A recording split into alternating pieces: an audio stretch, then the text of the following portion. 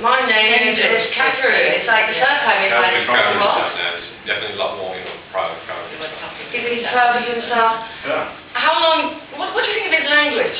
In terms of his improvement in his language? Still there is the pronunciation is not as accurate. Probably I would say this is like 2 months, after 2 months. 2 months? Anybody else? I think 1 month, maybe 3 4 weeks. But I think he had a lot in him.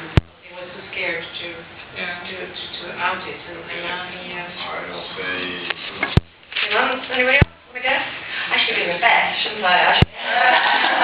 I could make some money on this. You've all been drinking champagne, perfect. 4 weeks. 4 weeks? Yeah, 6 What type of course was he on? 6 to 8 weeks. He was on a full-time English World course. So it's Full-time, 25 hours a week. 25. And this was, I think, either 4 or 5 weeks. I mean, there's obviously still a lot of work to do with his language. There's still a lot of improvement he needs to make. But a lot has changed from that first day. And we're looking at things like the confidence, the voice projection, the body language. These are all additional skills that we can help our students with.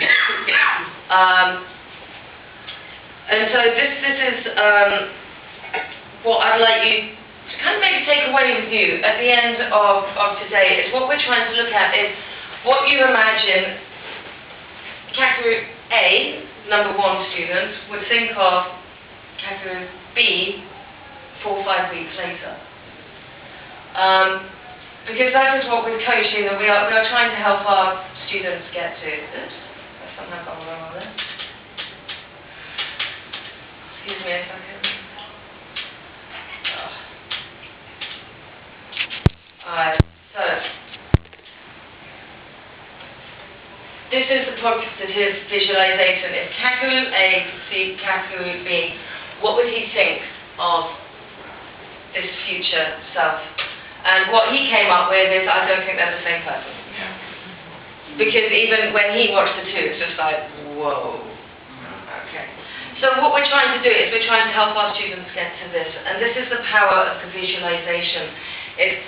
If we could help our students be like Kakeru and see the future, then that will help motivate them now to get there.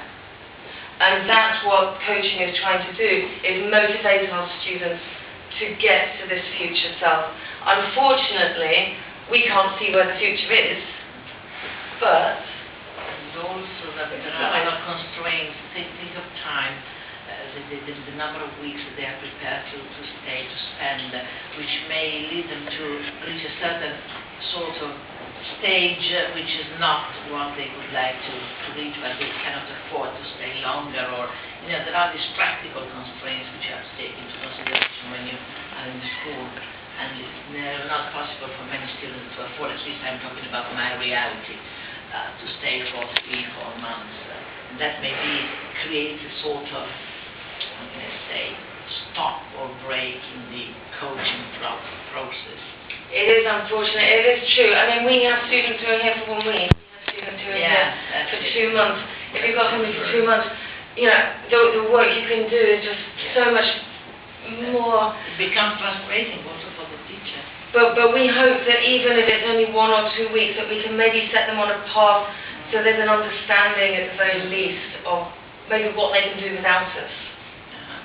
We can still set some goals for them. But yes, it's limited. The more time we have for students, the more we can do. The more we can do with them.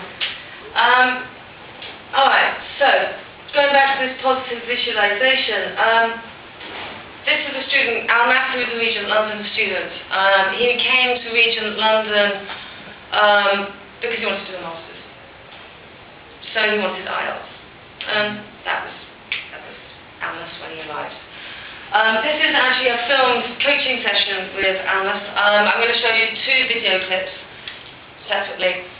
So this is the first part of his coaching. And I'd just like you to kind of listen to the kind of questions that the coach is asking, to give you an idea of what actually happens in one of these sessions. Because it's not teaching, it's coaching.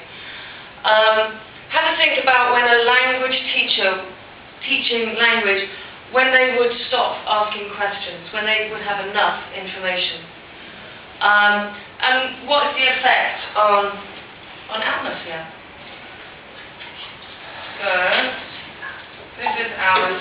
Well, let's think about the future though. Hang on, where's Almas? Eventually, what's the Down there at the bottom. Where? That one. There you go. Thank you very much. Well, let's think about the future though. Eventually, what's the end game for you in English? What would be the ultimate achievement at the end? My dream is to speak as good as you. Yeah. Maybe it's impossible, but I want to be more fluent. So, speaking and better grammar. so how will that feel? So you are having a conversation at a dinner party in a pub. Tell me, how would that feel when you are completely fluent? I will speak without any thinking of words that I need. Very, very fast. Very, very well in grammar point, like without any mistakes. Using lots of different vocabulary, sometimes strange but really difficult, and mixing lots of times, like perfect and others. That's for me, I think, the best result, Okay. the best end. But I don't think I will have any end, because you always have to improve. Well, imagine yourself in this situation. Okay, you are in this situation. You are there. So how will your life have changed when you're in this situation? I think I will have more possibilities from just speaking with others, with the native speakers, to I will have maybe some possibilities to even to progress in my career. Because if you want to be successful nowadays, you have to learn English, you have to speak English very good, and you have to be quite well in academic English, because the main reason for the moment now, for me at the moment, I need to have quite well English to understand, to be able to study in Europe. Sorry, there's a cut down. Well, let's think about the future. Alright, so if we go back to those questions, what kind of questions did the coach ask? That maybe aren't the same kind of questions that a teacher normally asks. So what kind of questions did the coach ask that are different? It wasn't like, why do you want to learn English? What score do you want to get in your IELTS? He's building up his image. Building up an image. An image in the future. He is much better than he has now, and he tried to put this image into his present results. Go beyond maybe the language aspect, but to give him or to lead him toward a sense of perspective for the future. Yeah, exactly. I mean, he was asking questions like, what is the end game? Where do you want to be? Imagine yourself. How would you feel if? So all this positive visualization is creating an Almas, not just I need to improve my language so I can get this grade, but what that actually will mean for him in the future. Now, asking these sorts of questions is not the sort of thing that a teacher normally does. And so it takes a little bit of practice to sort of clear yourself round. So I just thought that with that, a little bit of practice, so you can coach each other. So you get a little feeling of what it's like. I'm just going to skip this. The teacher is driving him to success. His teacher is driving him to success, except he's doing all the work. So the teacher really is in the back seat, going, "You drive, but I will tell you how to drive." But then the student has to kind of go. So, the idea is that we trigger positive visualization, as you heard the coach say, and I don't know why the screen's doing it. What's the end game? What's your goal? What do you want? Where do you want to be? Where do you want to be in a year's time? Where do you want to be in 5 years' time? Where do you want to be in 10 years' time? Describe how that feels. What will you be able to do that you couldn't do before?